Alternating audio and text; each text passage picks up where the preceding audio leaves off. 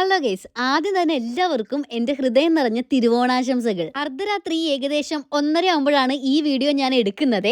ഞാനിപ്പോൾ ഉള്ളത് കോഴിക്കോട് റെയിൽവേ സ്റ്റേഷനിലാണ്. 1:30യുടെ ട്രെയിനിന് ഒരാൾ ഇന്ന് ഇവിടെ ലാൻഡ് ചെയ്യുന്നുണ്ട്. അതിന്റെ മുന്നേ നമ്മൾ 2 പേർക്ക് കേരള സാരി ഗീവ് അവേ കൊടുക്കുന്ന ഒരു വീഡിയോ ഇട്ടിരുന്നല്ലോ. അതിൽ ഒരാൾ മാത്രമേ കമന്റ് ചെയ്തിട്ടുള്ളൂ, മറ്റേ ആളുടെ ഒരു അഡ്രസ്സും ഇല്ല. അതുകൊണ്ട് നമ്മൾ പുതിയ ഒരാളെ തെരഞ്ഞെടുക്കുകയാണേ. കമന്റ് പിക്കർ നമുക്ക് സിന്ധുജ പി സുഭാഷ് എന്ന് പറഞ്ഞ ആളെയാണ് സെലക്ട് ചെയ്ത് തന്നിരിക്കുന്നത്. അപ്പൊ കൺഗ്രാറ്റുലേഷൻ. ഈ വീഡിയോയുടെ താഴെ ഇൻസ്റ്റാഗ്രാം ഐഡി ഒന്ന് കമന്റ് ചെയ്യണേ. നമ്മുടെ ലാൻഡ് ചെയ്ത ആൾ ഇതാണ് കേട്ടോ, ചിന്നു ആണേ. കോഴിക്കോട് കണ്ടപ്പോ തന്നെ എന്റെ മനസ്സ് നിറഞ്ഞു എന്നാണ് കേട്ടോ അവള് പറയുന്നത്. മനസ്സ് മാത്രം നിറഞ്ഞാൽ പോരല്ലോ, വയറും നിറയണ്ടേ. അങ്ങനെ ഞങ്ങൾ ഫുഡ് കഴിക്കാൻ വേണ്ടി കേറി കേട്ടോ. ചിക്കനും മീനും ഒക്കെ കണ്ട കാലം മറന്നുപോലും. വാങ്ങിച്ച ഫുഡ് കഴിച്ചുകൊണ്ടിരിക്കുമ്പോൾ അവള് പറയാണ് വീട്ടിലെത്തിയിട്ട് അമ്മനോട് ഓണത്തിന് സദ്യ ഒന്നും വേണ്ട, പകരം മുളകിട്ട കുറച്ച് മീൻകറിയും ചോറും മാത്രം ഉണ്ടാക്കിയാൽ മതി എന്ന് പറയണം പോലും. അങ്ങനെ ഫുഡ് കഴിച്ച് വീട്ടിലെത്തുമ്പോഴേക്ക് സമയം ഏകദേശം പുലർച്ചെ 3 മണി ആയിട്ടുണ്ടേ.